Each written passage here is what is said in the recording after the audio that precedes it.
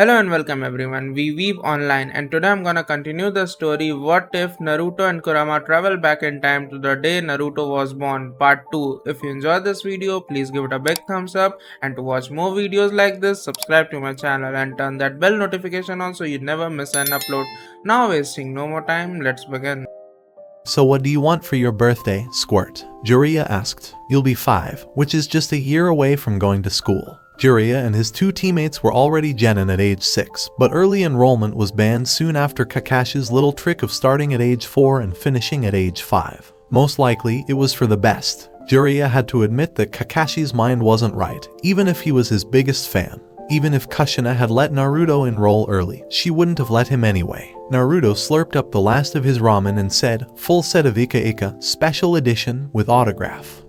Good choice, Jiraiya said with a laugh. And it was easy for him to do. Wait, that doesn't work. Are you trying to kill me? Naruto gave a roll of the eyes. He said, I'm not going to read it, Iro Senin, in such a way that Jiraiya felt insulted on behalf of his favorite books. I want them sent to Marimo Books in Onodra town. They're for a friend. Jiraiya wondered why you had friends in a town on the border with Kusa, but she didn't ask. This was the perfect chance for him to find out more about his cute but definitely not normal godson. Okay, I'll take care of it myself, he said. The person who came to pick up the books couldn't have looked more suspicious. He was a tall, hulking man wearing a wide-brimmed hat and heavy robes. Jiraiya couldn't see anything that made the person stand out, except for how tall they were. Whoever or whatever it was, it made a clanking sound as it moved. So, Naruto pick up for Uzumaki, Jiraiya said with his most friendly smile. And wasn't that something else interesting? Why did Naruto want to use the maiden name of his mother?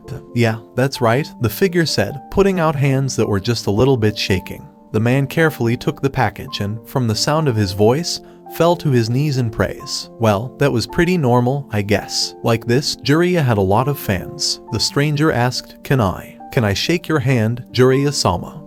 Sure, Jiraiya said with a proud swell of air. Jiraiya didn't realize he hadn't learned anything useful, at least as far as Naruto was concerned, until they had a long talk about the stranger's favorite scenes and he left with his new things. At the next Biju Jinchuriki powwow, Han said, alright, cooperation, world peace, love, harmony, whatever. I'm on board. He laughed in a disturbing way, and although it was hard to tell from behind the faceplate, he seemed to blush like a pervert. Which was true. Koku said, I can't believe this is what it takes. Humans. It's a step forward, Naruto decided with hope. Talk to that old guy with the beard, too. He needs to be nicer to some. Han said, righto, but his mind was clearly on other, more perverted things. Great, so Fu-chan is the only one left, Naruto thought out loud. He said he would show Yujiro how to get along with Matatabi, and Yagura was watching Utakata and his master. Then everyone will take their partnership seriously and be ready for Akatsuki if that happens. Gaara asked, are bad people really going to try to take Shukaku? He sat on Naruto's shoulders and nervously grabbed blonde hair, looking back and forth between Naruto and the Biju in question. Shukaku yelled, Piwa, let them come. This time we'll tear them apart, as it swung its claws in a very excited way. Naruto patted the little boy's leg and said, don't worry, we won't let that happen. He definitely never wanted to see his friend's still body again. This time, having seen Gaara grow up, even if only in bits and pieces, it would be even worse. Humans are always like this, Matatabi said, deep in a different conversation with the other Biju. It's all romance, intimacy, and sex with them. Yujiro acts serious on missions, but when she's off the clock, she watches mushy rom-coms and sighs over cute boys again. The big cat let out a heavy breath. Shume thought for a moment and then said, cute boys, as he looked at Naruto and Yagura. You know, I think I have a plan for how to get Fu to join in. Naruto just looked confused, but Yagura protested, I'm not a boy. I'm an adult man. That seemed to be the only thing that mattered to him. Everyone was shocked by Kumo's betrayal.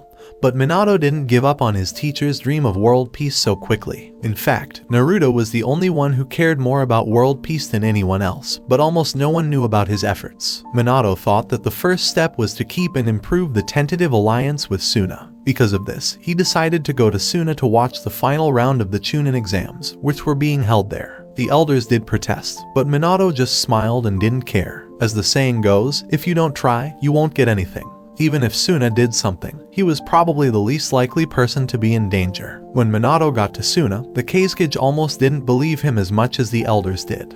He looked at Minato as if he thought the Hokage might be made of explosive tags. Minato kept his best smile for being a good leader in place. Was it really so strange to try to find peace? Minato told himself, well, yes. He wasn't sure he believed it some days. Or, more accurately, he wasn't sure what he was trying to do. What did peace even look like? It was like going forward blind and deaf and stubbornly. But Minato was glad to see that the Kazekage was at least taking the whole thing seriously. Before they could go to the stadium, Minato met the Kazecage's 3 children and the rest of the council. The older 2 looked at Minato with almost as much suspicion as the old men, but the youngest looked up in awe. He yelled, "Naru, Naru, you came," and grabbed Minato's legs. "Gaara," the girl screamed in shock. Heaving a deep sigh, the Kazekage reached out to try to pull Gaara away. He told her, "That is not your imaginary friend. How many times must I tell you he doesn't exist?" His hands were blocked by a wave of sand, but Gaara just kept rubbing his cheek against Minato. "Oh, I see," Minato said when he finally got it. He got down on his knees next to the boy and smiled. "You must be Gaara. My name is Minato, and it's nice to meet you." Gaara looked at him for a moment and blinked in surprise. Then, his eyes got a little cloudy as he seemed to be thinking. It was an easy phrase for Minato to understand. "So you're Naru's." He stopped talking, pouting as if he had been told off. Minato said, "You know, I have a son your age, but he did it more for everyone else. He goes by the name Naruto." "My age," Gaara repeated, his face scrunching up in confusion. Minato went on, "I hope you two can become good friends." He could feel that the Suna counselors didn't believe him at all. Friends, a Konoha nin and a Suna nin. Impossible. But all Gaara did was pout. "Naru and I are already friends," he said with a huff and an annoyed look at Minato. At last, his older sister was able to get Gaara to leave. As Minato stood up straight, he saw the boy look over his shoulder, smile, and wave. The Hokage waved back with a smile. "I'm sorry," the Kazekage said with a sigh that every parent could relate to. "Gaara is still a kid," they said. "Your son is very cute," Minato told the Kazekage happily. "My Naru-chan is also a handful. I really hope they can be friends, because they have a lot in common." He didn't know what it looked like to be at peace. Even if he found it, he might not know what it was. But it was all right. Minato was sure that Naruto knew, and that was all that mattered to him. He could follow Naruto's lead even if he was blind and deaf. As Jinchuriki, Minato said as he watched the Kazecage's eyes get bigger as he started to understand. "If you don't try, you don't get anything." When the treaty proposal from Kiri arrived, the elders and the Jounin Council protested and blamed each other. Peace, with bloody mist. Like Kumo's so-called treaty, it was just a trap. Even though Minato had already made up his mind to leave, he listened to them with patience. During a quiet moment, he asked, "What do we know about Nami no Kuni? Why did the Mizukage suggest it as a place to meet?" "You can't really want to go," Koharu said in a rude way. "You are the Hokage, so think about how important you are." Minato said, "The fact that the Mizukage wants to be there in person shows how serious he is about this treaty. From what I've heard, the Yonde Miyagura has a very different view of Kiri's future than his predecessor did. Kiri is becoming more united and stronger, so it would be best for us to learn more about them and form an alliance with them." His reasoning was hard to argue with because it was a mix of self-interested practicality that the older people would understand and his own ideas. Shikaku said, "Nami no Kuni is a small country right off our coast, almost due east. It has never been very important strategically, and most maps don't show it. But if negotiations go well, it could be used as a trading point in the future." Minato said, "I hope it will be on every map from now on as the place where Konoha and Kiri first joined forces, even though the elders and several Jounin laughed at him." No one could stop him, of course, but the argument about who would go with him and what kind of force they would use went on for so long that Minato's patience was tested. In the end, Minato politely threatened to sneak out in the middle of the night with 1 or 2 guards, which stopped the most ridiculous demands. In the end, it was all for nothing. The Mizukage Yagura kept his promises. When he greeted Minato politely at a local lord's castle, neither his eyes nor his voice lied. The 2 Kiri shinobi who were with him both carried swords that showed they were members of the 7 ninja swordsmen. They looked at Minato's group with suspicion, and they got the same look back. Minato and Yagura gave each other big smiles. Yagura had to answer to his own council, so the talks were still early, but Minato let himself feel a little bit of hope, which helped when Yagura asked him to go for a short walk with him without their guards. Yagura hesitated for a moment before starting once they were alone. "Did you know that the Biju can talk to each other no matter how far apart they are or how many seals are between them?" he asked, turning away from the sea to watch Minato closely. Everyone knew that the Yondan Mizukage was a Jinchuriki. It was the first thing that made him stand out. When the Sanbai reformed, he beat them all by himself. Minato immediately got what he meant. Jinchuriki, too, he said, his voice calm and sure. All of a sudden, a lot made sense. Minato had a feeling that this was the case, but now that it was confirmed, several pieces could finally fall into place and fit together. He almost didn't notice Yagura nod. If they are close enough to their Biju, he said, easing a little bit of the tension. I wasn't sure if he told you, but that makes it easier. I wanted to talk to you for another reason, and it has to do with that masked man who attacked your village 5 years ago. When Minato got back to Konoha, the first thing he did was to find Naruto and give him a big hug. He said, thanks for all your hard work. He wasn't talking again about Naruto's plans to turn the Hokage monument into a show of expressionist art. Fu was the first Jinchuriki that Naruto met in person. Unfortunately, it didn't happen until after a whole show. As usual, Kurama said something dry. First, some background. Fu was born a few years before Naruto, so she was well into her preteen years and on the verge of becoming an adult. People in Takagakure were still confused by the fact that she was a Jinchuriki. Like Naruto, she became one because she had to stop a rampaging Biju, not because she wanted one. They were a small village that was proud of being sneaky and quiet instead of strong. What was a Jinchuriki even supposed to be used for? Most of them would rather forget that Fu was different than the other young Kunoichi. So Fu had mostly had a good childhood, even though she had grown up alone and was a bit dramatic because of it. The fact that she could fly and make her own glitter showers might have helped, too. She was madly in love with one of the best jounin in the village. He was strong, good-looking, and about 15 years older than she was. When Fu tried to get close to him, he gave her a quick glance and said, "Who are you again? Listen, little girl, your sensei must be looking for you. Run along." Only one thing made sense. Fu ran away crying. At first, she went into the dense forest near the village to cry. But telling the squirrels about her broken heart got old fast, so she moved back into Taki proper. She climbed to the top of the administrative center and cried and wailed about how bad things were for her. Unfortunately, the other people in Taki didn't seem to care much about Fu's heartaches, especially when she kept talking about them all day and night, getting louder and louder. One old woman threw her sandal at Fu's head and said, "Stuff it, you little trumpet." Kids these days. It was clear that they didn't understand her situation. So, alright, Fu would have to go to the one man who had always listened to her and liked dramatic things as much as she did. He was also strong, handsome, and a little bit older than her, but not by as much. In other words, she took off to find Naruto Uzumaki. Naruto never got out of the habit of calling himself by his mother's maiden name. Part of the problem was that everyone he met already knew who he was, so he didn't need to introduce himself. Part of the problem was that Kushina was too proud to correct him when he did make a mistake. When something went through the barrier high in the sky, it sent the Konoha Sensor Corps into a panic, but Fu didn't know anything about that. Instead, she went right to the tallest, most impressive building. There, she saw a tall, good-looking blonde and proceeded to glomp him. Fu said in a dramatic tone, "Narutan, let's forget about this cruel world and run away together." There was a very long moment of silence. I don't think my wife would let me do that, miss," said the person Fu was enthusiastically hugging. That wasn't Naruto's voice. Fu drew back. She stood on her tiptoes to reach the man and patted him on the sides and shoulders. Too big. She pulled on the side strands of his hair. Too long. She gave his cheeks a pinch. No markings. Fu yelled, "Ah!" and jumped back. I got the wrong person. But this one is pretty nice looking, too. Between her and Minato, a thick chain made of pure chakra stuck into the ground. "Get away from me, you're going to jail," yelled the wife, who was a redhead. The ANBU left their posts and ran away in fear. Nobody was mad at them.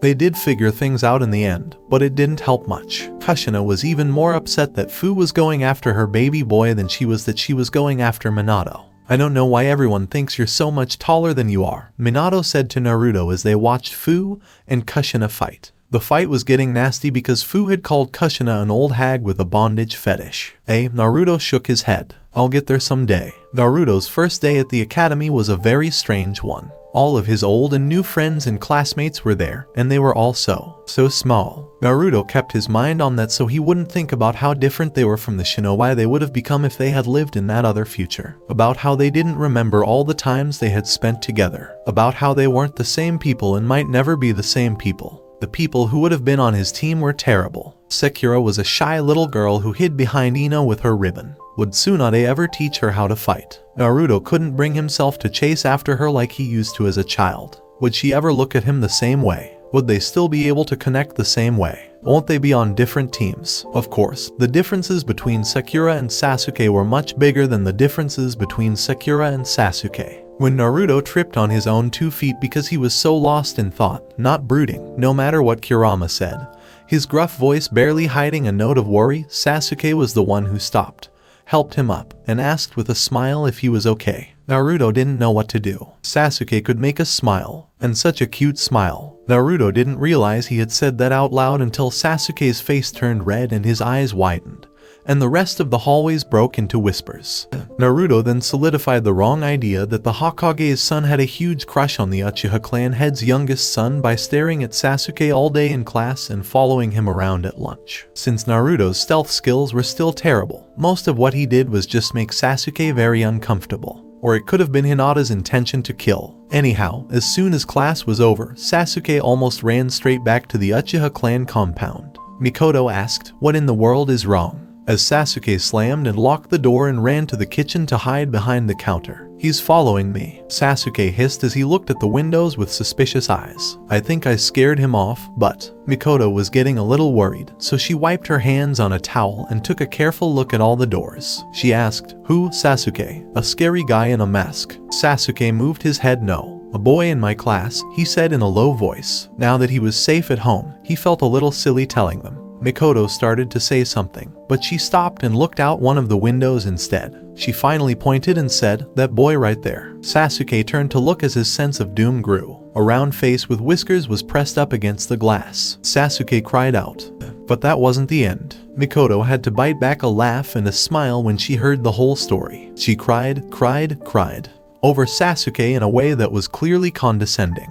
Then she told him to be friends with that weird orange guy. Sasuke knew he had been betrayed. Worse still, he couldn't get away from Naruto no matter what he did. By the next day, Naruto's mind was back to normal enough that he could stop following Sasuke and just stick to his side. When they were in class, at lunch, or after school, Naruto followed Sasuke loudly everywhere. The son of the Hokage. "I guess he could be useful," Sasuke's father reluctantly said, his frown showing that he remembered Naruto's many tricks. Even though Fugaku didn't like it, Naruto still asked to go back to the Uchiha district. During those times, there were so many ANBU watching the clan that they ran out of places to hide, and even Sasuke started to notice that they were there. Naruto also saw it, but he didn't realize what it meant until Kurama told him. Then he came to a very bad conclusion. Naruto hadn't forgotten about the Uchiha coup and massacre, but he had mostly put it out of his mind since his father was still alive and Danzu was in jail. But no, it seemed like the problems were too big to be solved so quickly. If anything, the small amount of information that had been shared about the man in a mask who used the Kyuubi to attack Konoha had made the Uchiha clan even more suspicious and suspicious of each other. Even though most of the clan hadn't been hurt by the Kyuubi's attack, that didn't help. Even regular people started spreading nasty rumors, which made it very hard for the military police to do their jobs. Naruto felt bad for them. He knew what it was like to be made fun of for no good reason. Even Minato had given in to the demands that the whole clan be closely watched. Not only did the elders and most of the Jounin Council want it, but he couldn't rule out the possibility that at least some Uchiha were in touch with the masked man. The really big problem was that, they were. He went to the Nakano shrine over and over again. No one knew how or why, and the clan wouldn't say anything about it. The clan elders thought that the Hokage would insist on checking out the shrine, and that couldn't happen. It was important to the clan's history. Not even the Senju was allowed in. The fact that they couldn't do anything about the ANBU, who worked directly for the Hokage, made the clan even more upset. Tobai helped bring up old grudges and feelings of discontent, and more of the clan started to think about doing something, stupid. More and more, the voices of reason that kept saying one man could stop 1,000 nin from Iwa invading with a force of 1,000 were drowned out. Most people didn't know about it because it was kept secret, but Naruto found out about it all of a sudden and didn't like it. His answer was easy: friendship.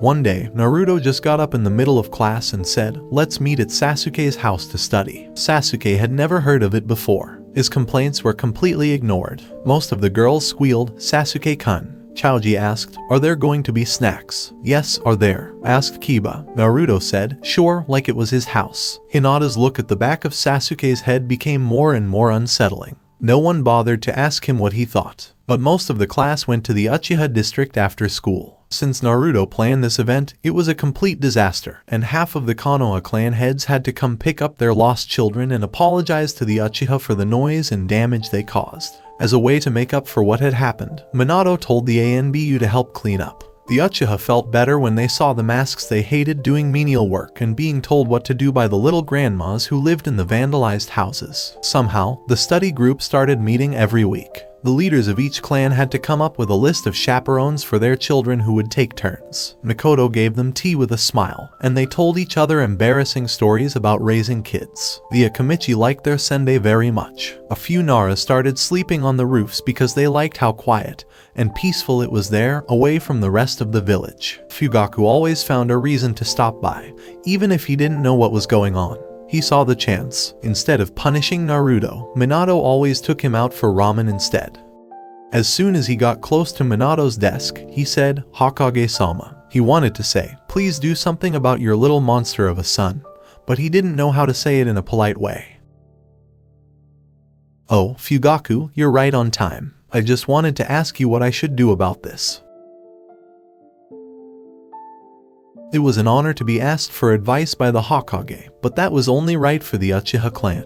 But he didn't believe Minato's smile, either. This man was not as simple as he seemed, and it would be a big mistake to think he was. But it was really an honor. After an hour, when Fugaku was getting ready to leave, Minato beamed and said, "Thank you very much for your help. And, if I may say so, I think it's great that the Uchiha are getting closer to the other clans. I think that's how Konoha will become really strong." He meant what he said. Now, Fugaku wasn't the first person to use your son for political reasons or the good of society as a whole. He thought it was a very good idea to do it. So, he quickly came to the wrong conclusion that Minato had planned the whole thing and told Naruto to act in that way, to build the bonds he so strongly believed in among the next generation, which had the unexpected effect of bringing the current generation closer together. Minato said, "I hope you can come by next week. I have a few more things I'd like to talk to you about."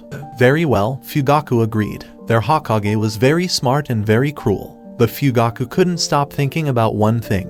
What were the jokes for? So, Shisui said one day, "I think it's about time we did something with that guy in the mask." Itachi blinked slowly and turned his head to the side. Shisui insisted, "It's a Uchiha problem, so we Uchiha should deal with it. The elders might not be sure about it, but he's an intruder. If they won't tell the Hokage, it's our job to take care of him quietly. It's our duty to the clan and the village." Itachi hummed while he was thinking. Shisui went on, nodding to himself, "Things are finally getting better with the rest of the village. I heard Yashiro's team was invited out for drinks. My team invited me to poker. Poker with the Uchiha. We can't let some weirdo in a mask ruin this." Itachi nodded.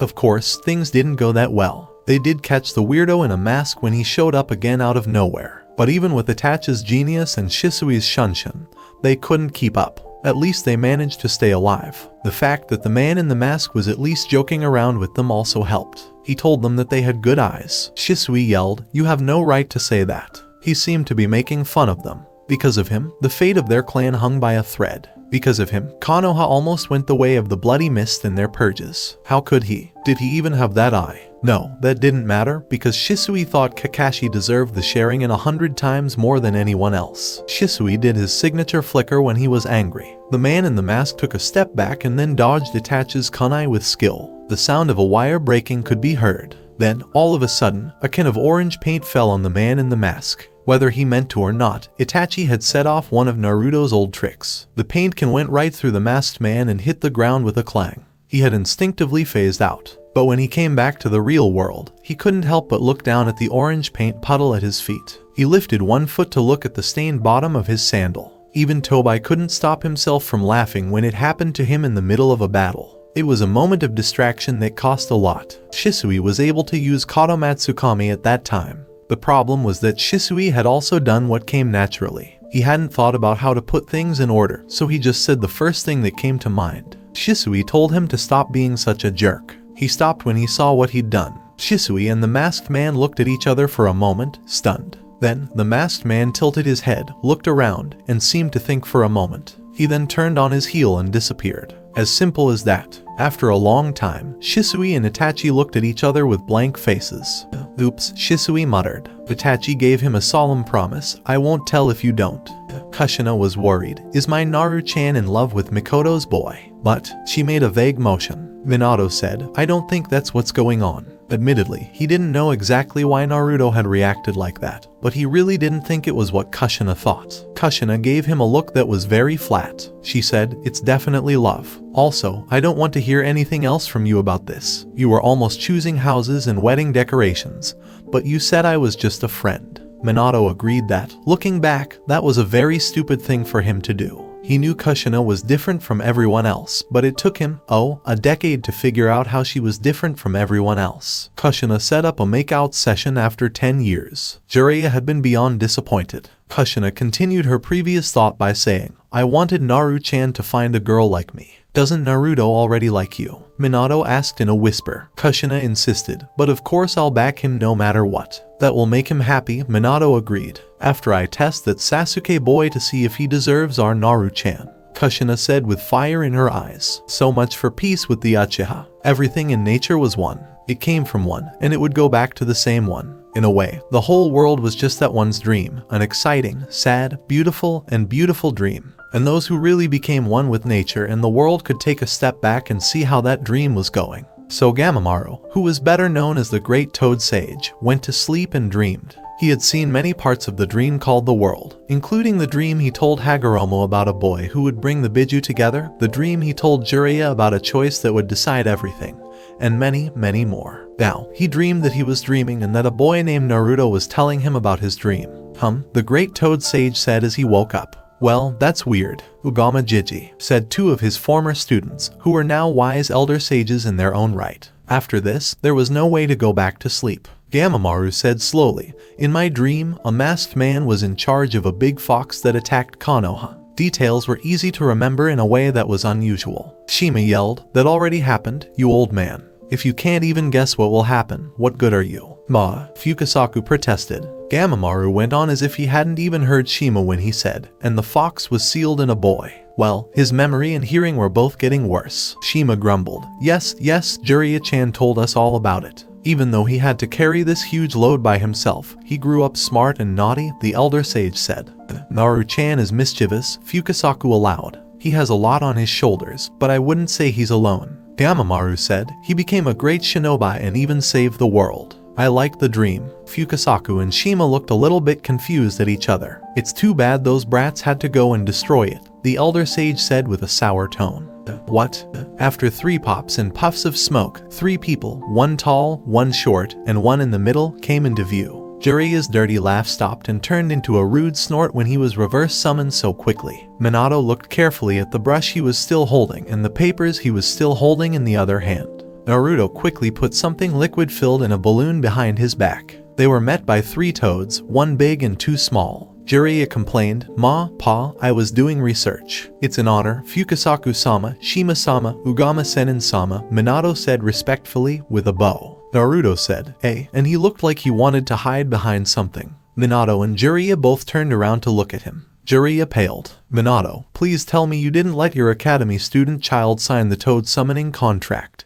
He said, because if you do, Kushina will kill us both. He said. Minato told him, I didn't. Jiraiya looked at him with suspicion to see if he was telling the truth. Did Naruto summon himself here like sensei? The toad sage said, that boy is more fox than toad. And we called him just like we call any other member of our clan. Naruto and Jiraiya both looked confused, but Minato did nothing but nod thoughtfully. The contract scroll is the only way to reverse call a summoner, but toads can call each other directly. What an interesting difference. Jiraiya said, forget about that. How is Naruto a member of your clan? He's a human. He looked at Naruto with narrowed eyes, as if trying to figure out if he was really a toad in disguise. Shima scolded. He uses nature chakra the same way everyone else in our clan does, so of course he's in our clan. That goes for you, too, Jiraiya-chan. Oh, so that means Sensei can call you like a toad, without a blood sacrifice? Minato asked with interest. Naruto tried to sneak away while they were busy doing something else. Of course, Fukasaku said, and then he laughed at the joke. Jiraiya whimpered, wait, what? Why didn't you tell me? Do you know how many times I bit myself to summon? Shima told him, you should have figured it out on your own. Who in the hell would? That makes sense, said Minato. I think everyone in the clan uses nature chakra the same way. It must be because of Mount Myaboku's special atmosphere. All the toads learn the same style of nature energy. Maybe that's why people who train to become sages with the toads all take on toad-like traits. Oh, never mind, Jiraiya said. More important, why would your kid know how to use nature chakra in a toad-like way? When they turned back to look at Naruto, who had still not been able to get away, he panicked and threw the balloon at Jiraiya's head. The Sannin was very angry when pink paint got on his face and hair. Naruto tried to take advantage of the distraction to get away, but Minato appeared next to him in a flash and picked up the boy. Naruto tried to be positive as Minato carried him back to Jiraiya, Shima, and Fukasaku. At least it wasn't a chokehold or anything. Minato was carrying him like a parent would carry a hyperactive child, even though Naruto was getting too big for that. But he mostly just felt fear. Kurama was even less helpful than usual. He just muttered something about how it was bound to happen, that he should just buck up and deal with it. And he sneezed at the strange energy that came from the toad's home. Jiraiya was getting impatient and asked, so, why does Naruto know how to use nature chakra? The toad elder said, because he learned it here. But here is a place that only exists in his memories. Naruto had a twitch. What a direct way to say it. So you can go back in time, Minato said. I figured so. Everything turned into complete chaos for a while. Jiraiya said in a loud voice that it seemed like Minato was the only one who could come to this conclusion. Shima and Fukasaku agreed. Even after hearing it from the great Toad Sage, they didn't really believe it. Minato said, well, what else could it be? Naruto always knew things no one told him, and so did the Kyuubi. Even more, Naruto always had emotional reactions to people he had never met. There were other things, too, like all the Jinchuriki expecting him to be taller and older, so the obvious conclusion is, that makes no sense, Jiraiya said in a flat tone. Shima and Fukasaku nodded. Naruto did, but he didn't want to. Well, it was clear to me, Minato said. Jiraiya asked, and you didn't feel the need to, I don't know, ask more questions, find out what was going on, or learn about possible future dangers. Minato said, if I need to know something, Naruto will tell me. He was happy. I trust him. Naruto moved his feet in an awkward way, but Jiraiya just slapped her palms together. Okay, said the Sannin. Okay, let's just accept that for now. Should I even ask how this whole time travel thing happened? Naruto gave a shrug. Gamamaru shook his huge head and said, I told that Hagoromo brat to watch his damn kids, all 11 of them, but he didn't listen. And now we have this, a reality that doesn't make sense. Is it that bad? Naruto asked himself uncomfortably. When the universe didn't collapse in the first week or so, he and Kurama decided there probably wouldn't be any effects on the space-time continuum.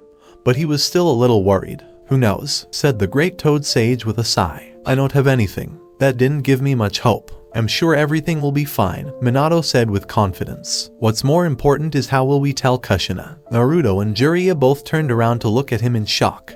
So, Minato said one night at dinner, it turns out that our Naruto and the Kyuubi are both time travelers from a different future. Can you pass the salt? Kushina gave him the salt shaker and asked him, what do you need salt for? And sure Minato didn't need the salt at all. As usual, Kushina's food had just the right amount of seasoning. But he didn't know what else to say, and he kind of hoped she'd ignore the first half of what he said. That didn't happen, though, as Kushina's voice trailed off as she began to understand.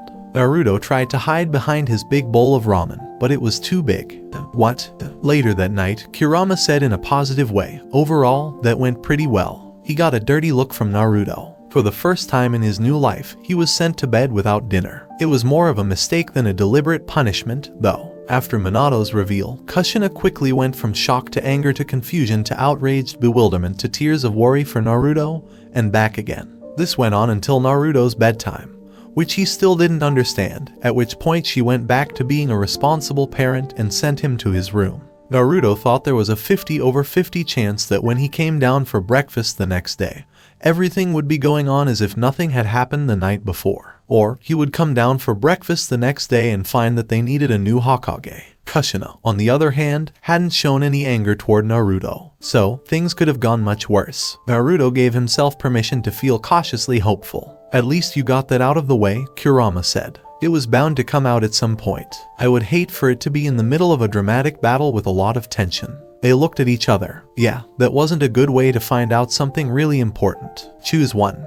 The next morning, Kushina smiled, gave Naruto a hug that was twice as long as usual, and brought him breakfast. She also gave him a lot of pats on the head. Minato told me everything, she said with a smile as Naruto ate his toast. It took a long time, so he's going to take the day off. Naruto didn't think the elders would like it, but he also didn't think they'd be able to say no to Kushina. Kushina gave him another tight hug before he went to academy. After he told her how old he really was, it was the exact opposite of how he thought she would act. What did Minato even say to her? When he thought about it, Naruto had only told his father about big things like Pain and Akatsuki and Orochimaru's plans for his Sharingan. He had never told his father anything about himself. He would have guessed that you grew up without a family, Kurama said. It's not even hard, so maybe she's making up for it by doing too much. Naruto said, maybe, and then he gave a shrug. It could have been much worse, but he didn't seem to care. Now, he could look forward to teasing Sasuke for the rest of the day.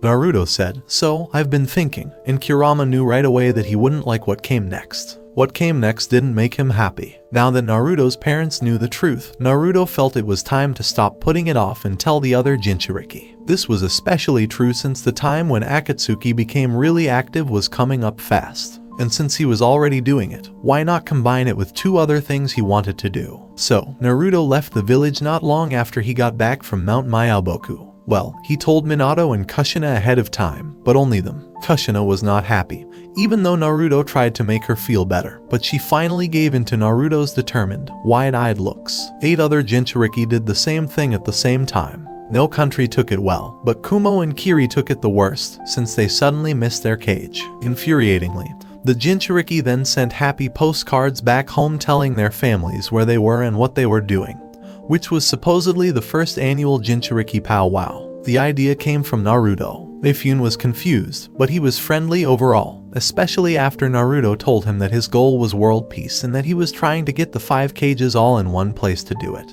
Minato would definitely come. He knew about the plan and agreed with it. Egura was already there, and he would soon be joined by the rest of his group, but didn't even think twice before running after his brother again. And the Kazekage only held back long enough to stop in Konoha and ask Minato for advice. Was this something that only Jinchuriki kids did? Trying to get away. He'd heard about Fu's little adventure before she was sent back to her village, and there were all those stories about Hachibi's bee. Of course, since all the other cages were going, Onoki had to show up or Iwa would be at a disadvantage. While they waited, the Jinchuriki quickly shocked the samurai and showed the whole Tetsu no Kuni that ninja were completely crazy. Gaara was sad because it was cold, but Naruto told him to use the time to cuddle with Raushi, who was always warm because of his yatten. Raushi gave in quickly to Gaara's sweet pouts. Yujiro and Han got into a fight that melted the snow off one of the Sanru Mountain's heads. They then huddled together and started laughing in a disturbing way. Kokyu wouldn't admit that anything was going on because he was trying to keep his sanity. And Matatabi didn't say much more than that Yujiro had recently decided that boys were boring and smelled funny, and that girls were much better. Hiro Sennin would have been proud of Yujiro and Han's plan to use their Biju's powers to set up a hot spring and then spy on the customers. Fu and Utakata came up with a much less sexual game that involved flying and bubbles. However, Fu would blush whenever Utakata bent over and showed more of his chest. He cheered for them both with gusto and was supposed to keep score, but he was often too busy writing down new lyrics to pay attention. Egura just napped. Being a cage was hard work, and you didn't get much time off, if any at all. Everyone took the idea of traveling through time very easily. It was the best way to explain why Naruto had looked 16 in their shared minds for the last 10 years or so, but still looked like a child in real life. The second cage summit then started.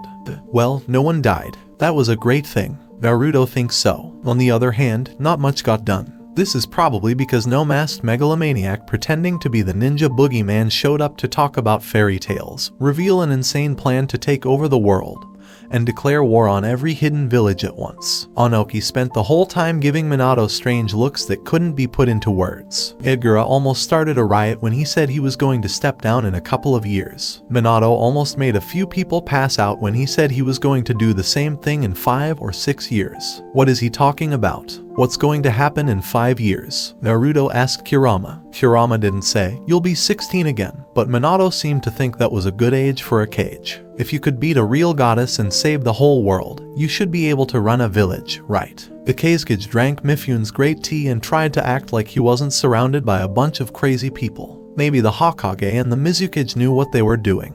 It would be nice to give this horrible job to a fool who wouldn't notice. They said, serve the village. They told us to look out for each other. He didn't know about this. Almost lost it when the gathered Jinchuriki told him that this thing really was going to happen every year. Yearly. Check year. I think we'll meet up in AIM next year, Naruto said with a smile. He was sure that Nagato would be very shocked to see them. Kurama kind of moaned and didn't even try to argue.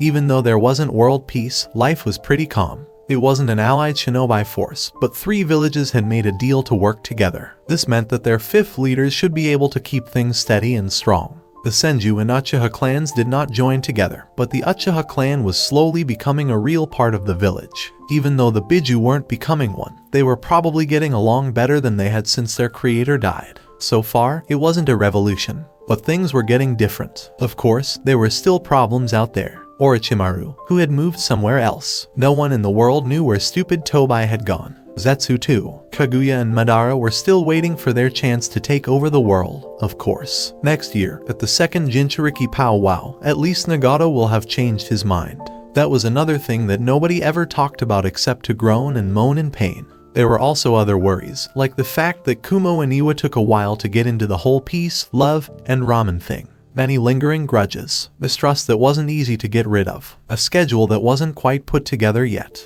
But it was alright. Naruto thought they could get through everything. Even though the odds were against them the first time, they did it. This time, the odds were in their favor. Even Kurama didn't worry, which was rare for him. Naruto had made up his mind to do it, and he never gave up. For now, Naruto was happy to just graduate again. This time for real, earn his forehead protector, and proudly wear it with the rest of his class in front of his cheering and happy parents. After all, the first step to becoming Hokage was to become a genin. Notes to end. There are a lot of unanswered questions and some oddly funny turns, which I will try to explain here. Sasunaru. This rumor wouldn't go away, even after many years. Strangely enough, it helped the Uchiha clan's reputation. In some areas, Naruto didn't notice because, to him, his old classmates were just cute kids who were way out of his league when it came to dating.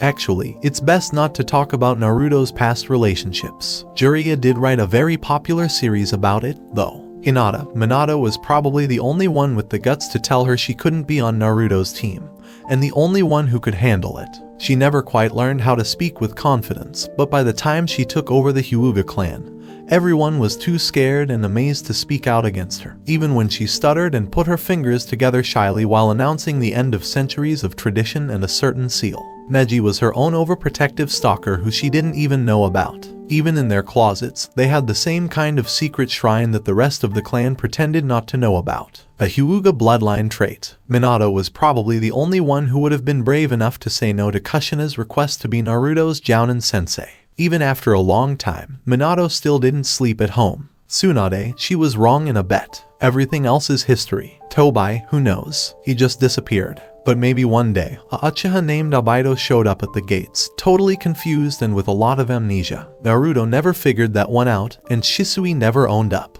Nagato, I see. It's not me who has become God. It's you, Uzumaki Naruto. 6 paths of pain were amazing, but 9 Jinchuriki were even more so. But it might have been a mistake to tell Nagato that they could go back in time. His name was Unique Reaction. Black Zetsu and Naruto got into a loud fight over whose mother had better hair. Kushina was moved by how much Naruto liked the thing about her that she hated the most as a child. This gave her a mother complex, so she used the distraction to seal Black Zetsu away. Clan Uchiha, Naruto tried to persuade Minato to make Itachi his successor, but he looked like he was holding back tears the whole time. Minato thought that if he went through with it, he would be killed in his sleep. Naruto's dream. Naruto's tears. Unforgivable. But Itachi didn't want the job. He tried to give it to Shisui, but Shisui turned pale and quickly said no. Itachi, being a genius, turned everything around and made Naruto as God aim into a great sign of trust. Even though they had amazing Daojutsu, they were trusted not to use Naruto as a puppet,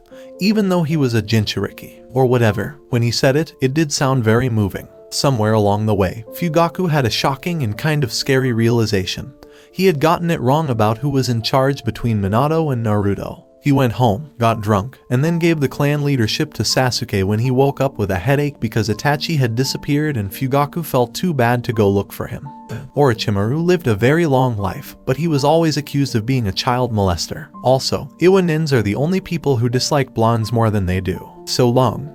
This was the end of the series. If you wanna watch more series like this, subscribe to my channel. Till then, we weave offline.